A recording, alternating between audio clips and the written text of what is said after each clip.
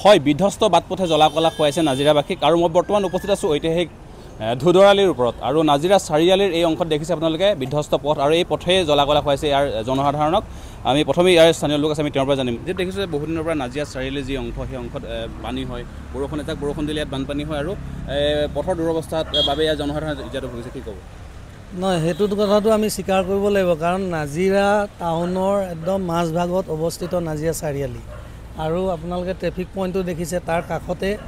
ONGC Assam এছেটৰ মুখ্য কাৰ্যালয় আছে আৰু ইয়াৰ পৰা চাৰিআলি পাই মুখ্য কাৰ্যালয় আপোনাৰ গেটখন দেখাই থাকে এনেকুৱা এটা গুৰুত্বপূৰ্ণ পথত এনেকুৱা দুৰৱস্থা হোৱাটো বৰ দুৰ্ভাগ্যজনক আৰু আটাইতকৈ অকমান্য কথাটো হ'ল যে এই দুদিনমানৰ আগত আমিও PWD বিভাগত দাবী কৰিছিলোঁ যে ৰাস্তাটো এই দুৰৱস্থাৰ কাৰণে ডাঙৰ ডাঙৰ গাঁত সৃষ্টি হৈছে সেই আজি দুদিন আগত এখন বেটেৰী ৰিক্সা বাগৰি পৰি তাৰ যাত্ৰীসকল আহত হৈছে গতিকে আমি জনাইছিলোঁ যে এইটো ৰিপেয়াৰিঙৰ এটা ব্যৱস্থা কৰিব লাগে কিন্তু ৰিপেয়াৰিং কৰাৰ সময়ত আমি দেখা পালোঁ যে অলপ কেঁচাৰ ডাষ্ট ইয়াত গাঁতবিলাকত পেলাই থৈ গুচি গ'ল তাৰ ফলত যেতিয়া ইয়াত অনবৰতে গাড়ী আহি থাকে সেই গাড়ীবিলাক আহি আকৌ গাঁতৰ সৃষ্টি হ'ল আৰু আপোনাৰ বৰষুণ দিলে বোকা হ'ল বোকা হোৱাৰ পাছত ৰ'দ দিলে আকৌ গোটেই পৰিৱেশটো ধূলিময় হ'ল মানে ৰিপেয়াৰিঙৰ নামত ৰাইজক আৰু জ্বলা-কলা খোৱাৰ অৱস্থা এটা আমি দেখা পালোঁ এতিয়া কথা হ'ল যে বিভিন্ন সময়ত কোৱা যায় যে ইয়াত নাজিৰা সমষ্টিত দেৱব্ৰত শইকীয়া বিধায়ক আছে বা তেওঁলোকৰ চেণ্ট্ৰেল পৰ্যায়ৰ মন্ত্ৰীকো ইয়াত ঘূৰি ফুৰা দেখিছোঁ দোষাৰোপটো কৰে আচল কথা হ'ল যে এইটো গোটেইটো দায়িত্ব হ'ল অসম চৰকাৰৰ অসম চৰকাৰে যদি এজন বিধায়কলৈ ঠেলে বিধায়কে যদি কয় যে অসম চৰকাৰৰ কাম তেতিয়াহ'লে আমাৰ ৰাইজ জ্বলা-কলা খোৱাটো নিশ্চিত এই গোটেই ধুদৰালি ৰাস্তাটো হৈ গ'ল আপোনাৰ একদম মৰিয়নিৰ পৰা নামৰূপলৈকে অসমমালাৰ অধীনত আজি 3 বছৰ আগতে লোৱা এটা প্ৰজেক্ট যিটো প্ৰজেক্ট আমি দেখা পাইছিলোঁ যে চামগুৰি ওচৰত মানে আমগুৰি এৰিয়াৰ পৰা প্ৰায় আৰম্ভ হৈছিল আৰম্ভ হৈ যোৱাৰ পাছত কি কাৰণত ৰাস্তাৰ কাম বন্ধ হৈ গ'ল সেইটোতো বিধায়কে ক'ব নোৱাৰিব অসম চৰকাৰে বা লোক নিৰ্মাণ বিভাগে তাৰ উত্তৰটো দিব লাগিব এতিয়া কিন্তু আমি যাৰ ওচৰলৈ যাওঁ কোনো তাৰ সদুত্তৰটো নিদিয়ে যে কাম কেতিয়াৰ পৰা আৰম্ভ আমি শুনামতে বিভিন্ন উৎসৰ পৰা শুনামতে যিজন ঠিকাদাৰে কাম আৰম্ভ কৰিছিল বৰ্তমান সেই ঠিকাদাৰজনে কাম এৰি দিলে এতিয়া আমাৰ কথা হ'ল এই বোকাচেতীয়া ৰাজনীতিটো আমি বন্ধ কৰি আমি কেনেকৈ এই ৰাস্তাটো ৰাইজৰ সুবিধা হোৱাকৈ নিৰ্মাণ কৰোঁ সেইদিনা আমি দেখিছোঁ চামগুৰিৰ পৰা এগৰাকী মহিলাই উপায় নাপায় তেওঁলোকে